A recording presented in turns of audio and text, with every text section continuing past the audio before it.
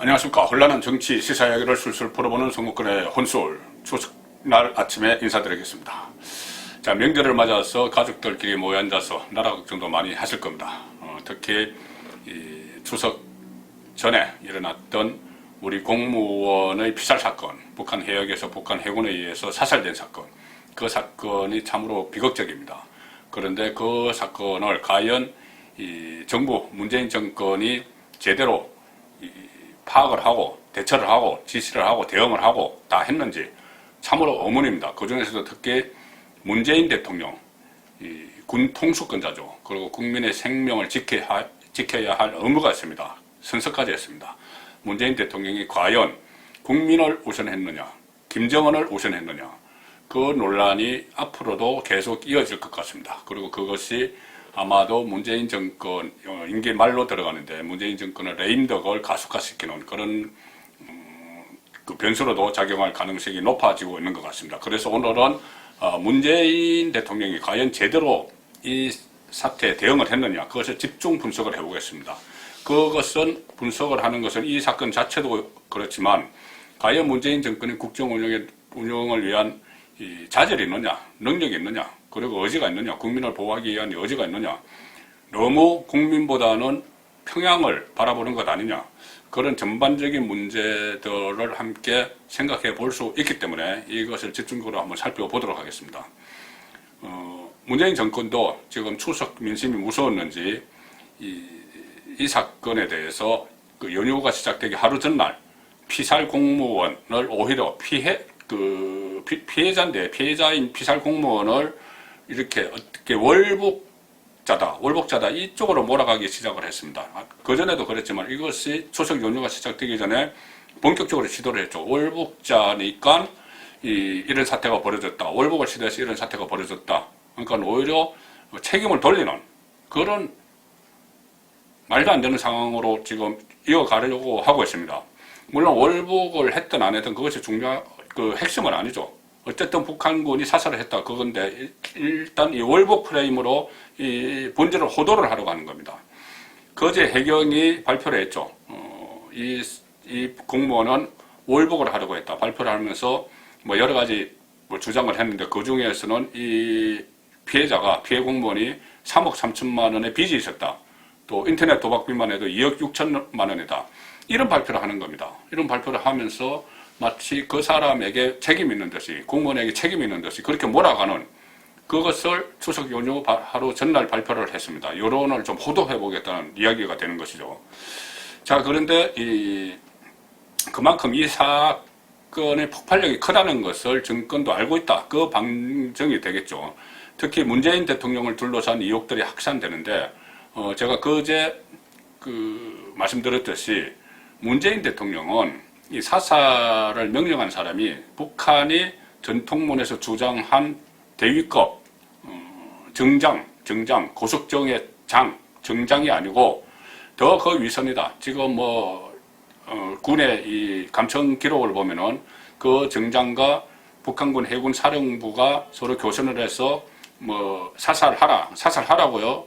정말입니까? 막 이런 이야기가 했다고 하는데 그렇다면은 북한 해군 사령부와 평양, 김정은이 있는 평양까지 서로 교선이 있었다고 봐야 되겠죠. 그렇다면 그 위선의 사살 지령은 오히려 북한 권력의 핵심 보고가 될 수도 있는데 그것을 보고를 받았습니다. 국방부가 청와대에 보고했고 청와대가 심야대책 회의하고 나서 아침에 문재인 대통령 깨자마자 깨서 좀 있다가 8시 반에 보고했고 다 압니다. 그런 그 교신이 있었다는 걸. 그래서 사살 지시를 받은 것은 정장입니다. 그러면 그 위에 다른 위선이 있는데 그것은 다 무시하고 전통문에서 그렇게 주장했는데 그 부분에 대해서 북한의 그런 주장에 한마디도 하지 않고 전통문 안에 김정은이 미안하다 이 한마디가 있으니 거기에 완전히 이 일종의 감업을 해가지고 거기에 반색을 해서 그 다음부터 일을 좀 처리를 해나가는 지금 그런 현상이 벌어지고 있습니다. 그리고 과연 이게 보고가 제대로 됐느냐 이런 이야기가 나오니 거제 청와대에서 촘촘하게 보고를 했다. 이렇게 뒤늦게 해명을 합니다. 청와대에서 촘촘하게 보고를 했다. 해명을 하면서 그동안 제가 한 번 말씀드렸는데 청와대 대통령 그 공개 일정란에 9월 넷째 주가 비어 있었는데 9월 넷째 주 일정을 새로 채워 넣었습니다. 나중에 뒤늦게 채워 넣었습니다. 채워 넣었는데 거기 보면은 뭐 보고한 이야기들이 쭉 나옵니다. 22일 오후 6시 36분에 여민관 집무실에서 서면 보고를 했다. 공무원이 해상에서 실종된 이후 북한 해상에서 북한 해관에 발견됐다는 서면 보고를 했다. 그 이후에 14시간 뒤에 또 보고를 합니다. 14시간 뒤에 오전, 23일 오전 8시 30분, 간저 대면 보고죠. 그 전에, 그날 심야회의 하고 나서 6시간 있다가, 북한이 이슬을 총살한 뒤, 이슬은 공무원입니다. 이슬을 총살한 뒤 시신을 소각한 것으로 보인다. 자, 이 보고까지 합니다. 그리고 그 이후에 오전 13분부터 또 국가안보실에 계속 보고를 하고, 그날 오전에만 4차례 보고를 했다. 청와대가 주장을 하고 있는 거죠. 그리고 그 다음날 24일에도 3번 보고했고, 25일에도 2번 보고했고, 주말인 26일, 27일에도 보고를 계속했다. 그리고 안보실 보고가 11차례 있고 나서 27일에 문재인 대통령이 처음으로 긴급안보장관 회의를 처음으로 주재를 합니다. 11차례 보고를 받고. 자, 여기서 문제는 이겁니다. 보고가 중요한 게 아니죠. 자, 청와대는 본인들이 보고를 이렇게 많이 했다. 우리 할 일 다 했다. 이렇게 빠져나가는 것 같은데, 보고를 받았으면 조치를 취해야죠. 문재인 대통령이 조치를 취해야 됩니다.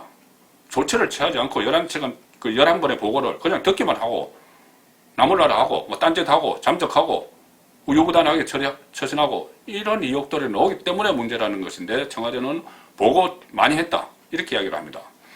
문제는 문재인이 어떤 조치를 취하고 어떤 지시를 내렸느냐. 그 많은 보고를 받고, 여기에 초점이 맞춰져야 되는 겁니다. 그런데 지금까지 나타난 것을 보면 지시했다는 것은 전혀 없습니다. 지시는커녕 어떤 본인이 의견조차 내지 않고 우유부단하게 그렇게 있었던 것 같습니다. 청와대에서 새벽 1시에 안보실장, 비서실장, 국방부 장관, 통일부 장관, 국정원장 다 모여서 심야 대책회의를 1시간 반 동안 합니다. 청와대 불을 밝혀놓고. 그런데 관저에 있던 문재인 대통령은 거기에 참석도 하지 않았습니다. 참석을 하지 않고 6시간이 지난 8시 반에 간저에서 보고를 받는 거죠. 자, 그렇다면은 심야 대책회의를 아예 몰랐느냐? 몰랐으면 정말 문제죠. 참모들이 국정원장까지 들어와가지고 청와대 들어와서 불 밝혀 가는데 대통령은 모르고 잠만 잤다? 정말 문제입니다. 알면서도 참석을 안 했다? 이거는 더 큰 문제죠. 자, 그리고 그 회의 결론은 이렇게 됩니다. 대통령에게 물어보자가 아니고 그날 회의, 1시간 반 회의하고 나서 북한에 알아보자. 이런 결론을 냈다는 언론 보도가 있었죠. 자, 이 상황에서 이 문재인은 없는 겁니다. 대통령은 없는 겁니다. 그 위급한 상황에서. 자, 그리고 만약에 보고를 제대로 안 했으면은 청와대 참모와 국방부의 직무유기가 되겠죠. 그런데 본인들은 직무유기 아니다. 우리가 보고 11차례나 했다. 촘촘하게 했다. 이렇게 이야기합니다. 그러면 그 보고를 받고도 아무런 지시, 행동을 하지 않았고 그냥 묵묵부답, 딴청 이렇게 했으면은 보고 제대로 받고 아무런 조치도 취하지 않았으면은 문재인의 직무유기, 대통령의 직무유기 또 무능한 것을 그대로 보여준 것이고 그 근본에는 김정은 눈치 보기가 깔려 있었던 거죠. 김정은 눈치를 보느라고 11차례나 보고를 받고 아무런 지시도 내리지 않은 그것을 자인하는 겁니다. 자, 시진핑 눈치 보기로 코로나가 초기에 우리나라에서 확산되는 때 돼버렸다. 그런 주장을 지금 의학계에서 하고 있습니다. 초기에 우한에서 오는 중국에서 오는 모든 사람들의 입국을 막아야 된다고 그 의사협회가 수차례나 건의를 해도 다 묵살을 했습니다. 그걸 다 받아들였습니다. 그 받아들인 이유가 결국은 시진핑 눈치 보기. 시진핑 방안을 추진을 해서 어떻게 시진핑에 잘 매달려서 김정은과의 관계를 회복시켜 보려고 했던 그 시점에 코로나가 확산되는데도 그 중국에서 오는 사람을 막지를 않았죠. 시진핑 눈치 보기 때문에. 이번에는 김정은 눈치 보기로 국군 통수권자가 의무를 게을리한 그런 흔적이 곳곳에서 드러나고 있습니다. 자, 강민석 청와대 대변인이 그런 이야기를 했네요. 한반도 위기 관리를 위한 단 한 번의 단호한 결정을 위한 고심의 시간이었다. 대통령의 시간이. 단호한 결정을 위한 고심의 시간이었다. 근데 결단한 거 하나도 없죠. 단호한 결정한 거 하나도 없습니다. 그냥 우유부단하게. 그리고 대통령 자리는 고심만 하는 게 아니죠. 고심하라는 자리가 아니죠. 고심해서 뭘 합니까? 결단을 해야 됩니다. 이런 상황이 벌어졌으면 처음에 보고받고 6시간 동안 거의 납포되다시피 하고 있었는데, 잡혀있다시피 하고 있었는데 해상에서 3시간 만에 문재인에게 보고가 됐고, 그러면은 3시간 동안 고민만 했다는 이야기입니다. 아니, 조치를 취해야죠. 결단을 내려야죠. 고민만 하는 자리가 아닙니다. 순간순간에 결단을 내리는 그것이 대통령이 할 일이죠. 그걸 다 방기한 겁니다. 제가 몇 가지 한번 정리를 해봤습니다. 대통령으로서 해야 할 결단은 안 하고 다른 일을 한 것, 안 해야 되는데 한 일을 제가 쭉 한 3가지만 읽어드리겠습니다. 유엔의 화상기조연설을 방치를 했죠. 그 심야회의가, 대책회의가 열리고는 그 시간입니다. 이미 사살당하고. 그런데 유엔에서 무슨 한반도 종전선언을 강조하는 화상회의를 그때 틀고 있었죠. 그 방영을 했죠. 그거 어떤 수단을 써서라도 하지 말도록 막아야 됩니다. 지금 우리 국민이 피살돼서 좀 이따 다 알려질 텐데, 다 알면서도 그걸 화상회의를 그대로 놔뒀다는 이야기가 됩니다. 오히려 그 시간에 부랴부랴 유엔에 연락해서 이런 사건이 있었다. 큰일 났다. 그 화상 그것은 지금 내보내지 말라. 대신 유엔에서 이 문제를 좀 다뤄달라. 안보리라도 소집을 하든지 대북 규탄 결의를 내든지 그렇게 해달라. 그렇게 해야 되는 것이죠. 그것이 대통령이죠. 그리고 또 군 장성 증거 보직 신고, 이때도 다 피살되고 그 사실을 안 상태에서 보직 신고를 받으면서 한반도 평화를 또 강조를 했습니다. 하지 말아야 될 일이죠. 더 한심한 것은 뉴딜 문화 콘텐츠 보고회에 참석을 해서 아카펠라 공연을 관람을 한 거죠.